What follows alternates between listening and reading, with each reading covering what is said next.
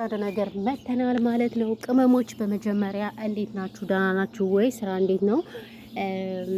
ያው በጣም የታዘብኩት ነገር ምንድን ነው ካላችሁ ስለ ቡታጅራ ዩቲዩበሮች አንዳንድ ነገር ላወራ ነው እውነት ለመናገር ማለት ነው የመጣሁትና እነሱ ብቻም ሳይሆኑ ደግሞ የመዳም ቅመሞችም እንግዲህ ቤታቸውን ከፍተው እሪ እሪ እያሉ ነው ማለት ነው። እኔ ግርም የሚለኝ ማለት ነው እኔ ሌላው ነገር ሁሉ አይመለከተኝም በእውነት ከሆነ እነሱ ይስሩ ምን ይበሉ ቢኮዝ ሽቀላ ነው ያዙት፣ ስራ ነው ያዙት፣ ምንም አይደለም። ይሄ የመዳም ቅመሞች በጣም እያስገረማችሁኝ ነው። በተለይ ቲክቶክ ላይ ከፍታችሁ እሪ እሪ የምትሉ ልጆች እናንተ ጤነኛ አይደላችሁም። ሃይምሯችሁ ራሱ በጣም ያጠራጥራል በእውነቱ ከሆነ ማለት ነው። በይዘው እዚህ ጋር ስራ እየሰራሁኝ ነው ማለት ነው።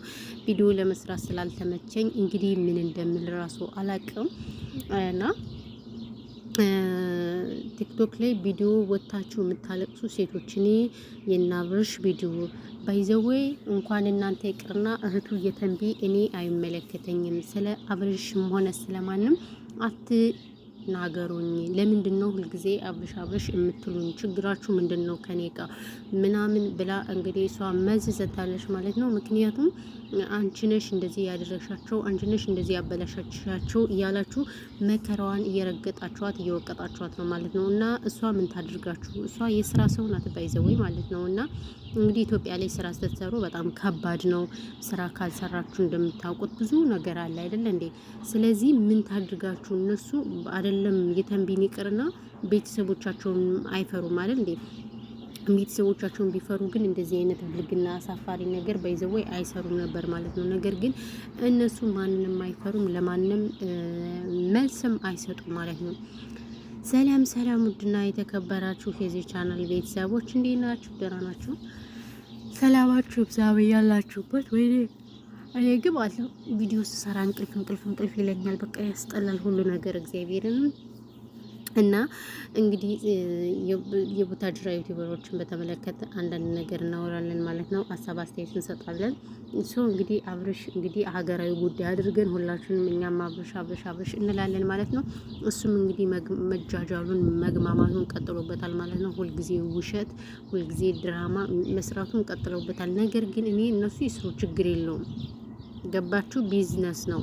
ነገር ግን ቅመሞች እኔ ቤታችሁን ከፍታችሁ የምታለቃቅሱት ነገር ሊገባኝ አልቻለም። እኔ እናንተ በጣም እያሳዘናችሁኝ ነው። እኛ በተለያየ ነገር ስትረስ ነን።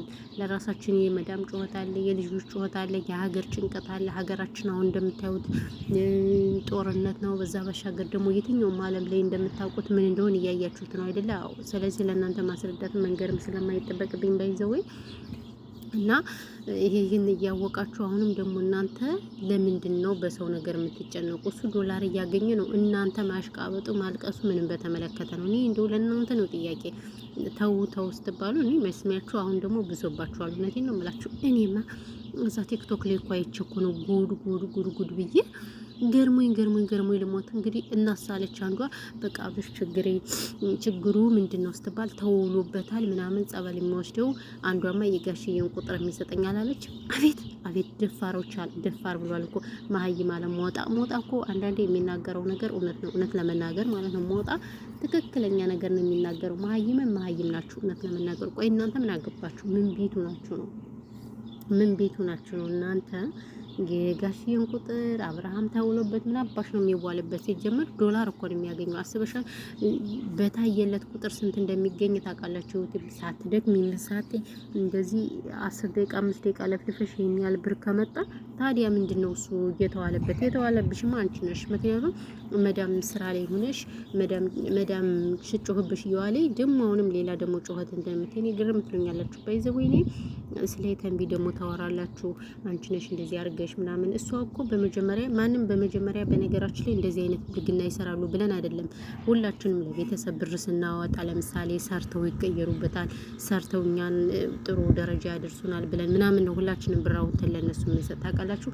ነገር ግን እኛ ያሰብነውና እነሱ የሚያደርጉት ነገር በቃ አራባና ቆቦ ነው። ስለዚህ ምን ማድረግ አለብን? እኛ አሁን ለምሳሌ መሞት አለብን፣ መከርበት አለብን። ያሁን ለምሳሌ ለወንድሜ ብር ሰጠሁት ንግድ ነግድ ብዬ ምናምን ግን እሱ እንደሚነግድ ስራ እንደሚሰራ ነበር ለኔ የነገረኝ። ነገር ግን እሱን ሁሉ ትቶ እሱ ሌላ ነገርና ብሬና ጠፍቶ ሌላ ነገር ነው የሆነበት። ስለዚህ እሷም እንደዛው ነው እንጂ እንደዚህ ይሆናል፣ ይባልጋል፣ ይጨማለቃል ምናምን ብላ አይደለም ማለት ነው ዩቲዩብ የከፈተለት። እሷ የከፈተችላቸው ስርዓት ያላቸውም አሉ የሌላቸውም አሉ ማለት ነው።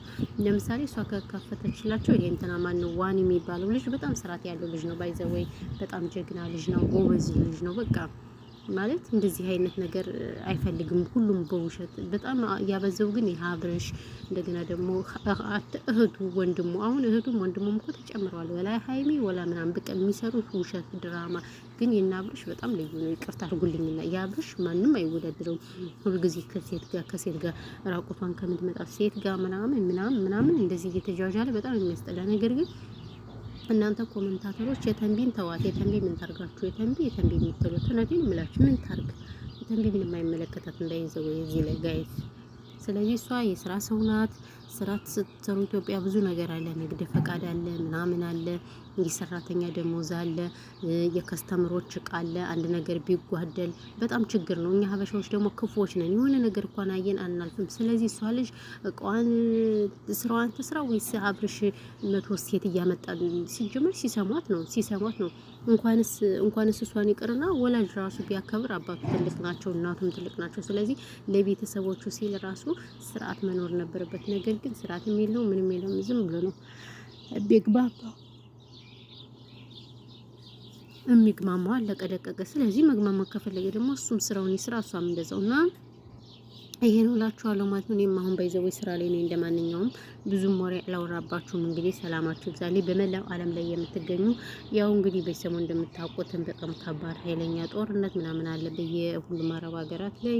ፈጣሪ እንግዲህ ከመጣው ነገር ሁሉ እስቲ ሰውረን እንጂ እውነት ለመናገር በጣም ያስጠላል።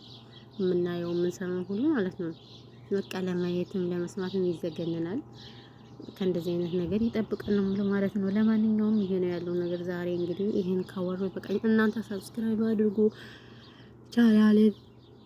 አይዋ እንቅልፌት የተደበጣ ድክም ብሎኛል እና ሰላማችሁ ብዙ ትርፍርፍ ይበልልኝ። ቦቸ ማሮች ተንካ አመሰግናለሁ።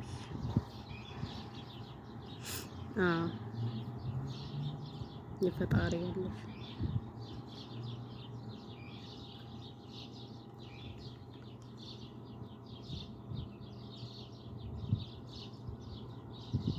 እንዴ ሙቀት መጣ እያልኩኝ ብርድ አልመጣም። እንደገና ድጋሚ ሳውዲ ማን ነው አሁን መጋቢት ገባን እንዴ ጋይስ? መጋቢት ላይ ብርድ አለ እንዴ?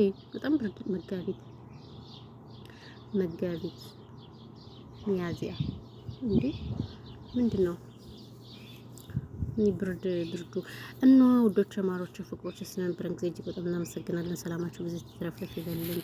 እናመሰግናለን።